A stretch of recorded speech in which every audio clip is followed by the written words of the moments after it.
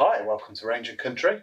I'm Peter and I'm here on my own today to have a little look at this gem, which is the SMK XS501 Rabbit Destroyer, but it equally destroys targets just as well, trust me. So what's good about this rifle? Cost, very competitively priced, ideal starter gun, ideal light carry round pest control gun. So we've got fibre optic sights on the top here, we've got green on the rear sight and we've got red on the front sight here. So these fibre optic sights, all they do is collect natural light and tunnel it towards the end.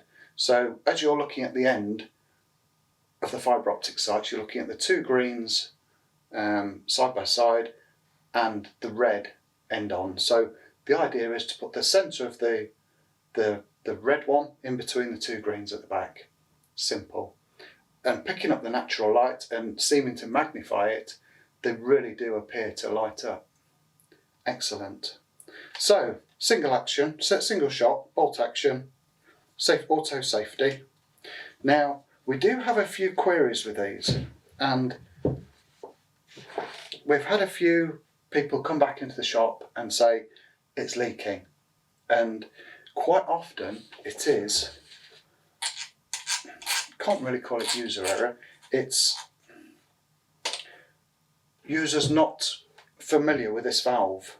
Now I call this valve the valve of confusion, purely because it has a left hand thread and it has a right hand thread on it, and sometimes it's bad enough remembering which way a right hand thread goes. So, forgetting myself there.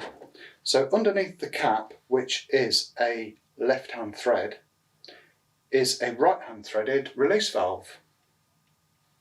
Now what this does, when you're finished your shooting session, nearly depleted your CO2, instead of firing it off, what this can do, just screw that down and it will vent the CO2 cylinder inside, hence releasing all the pressure. Now the problem can be when you don't have this valve fully closed when you insert your CO2 for the first time, and that's generally the issue. So sometimes that's left slightly open and then this cap is put on with a left hand thread incorrectly, and all sorts of things can happen. So let's load it and let's see what I mean. So the first CO2 cylinder goes in nose first, and then the second one goes back to back with the nose facing outwards to act on this valve here. So we push the valve on, that O-ring's quite tight, and then the right hand thread retaining the cap on screws onto the cylinder. Now what I'm going to do, I'm going to cock the rifle to release the pressure of the hammer acting on the firing valve, which can give additional leakage problems the first time you gas it up. So I'm going to do this up. That's tight. Now because I took that off and I undid that valve to start with, there is no seepage there at all. So I'm going to put that cap, just show you that cap screws on with a left hand thread and that one goes with the right hand thread. Confusing. So now I'm going to see if I've pierced it. So auto safety caught me out. There we go. There we go, that's up to full power. So no leakage. Sometimes if you don't draw the bolt back and release the pressure on the hammer, it can vent through the barrel when you first put your CO2 in, and you can think it's leaking, I've got a problem. But generally if that happens, cock it, fire it a couple of times and it stops it. It's just trying to seat that main valve. So how many shots do we get out of this? They say 50 to 60. I think most people find at a temperature of around about 16 degrees centigrade, which is probably an average temperature for the UK. Not this time of year, obviously. Generally people find probably about 40 full power shots, These shots will probably be between 9 to 10 foot-pounds, which is quite respectable for a CO2 rifle. And being lightweight, it makes it very, very versatile. So we'll just have a few more shots with it. Auto safety every time catches you out.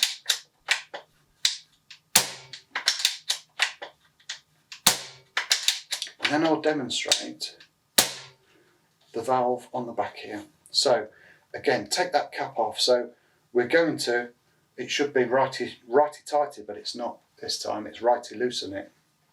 Doesn't really rhyme, does it?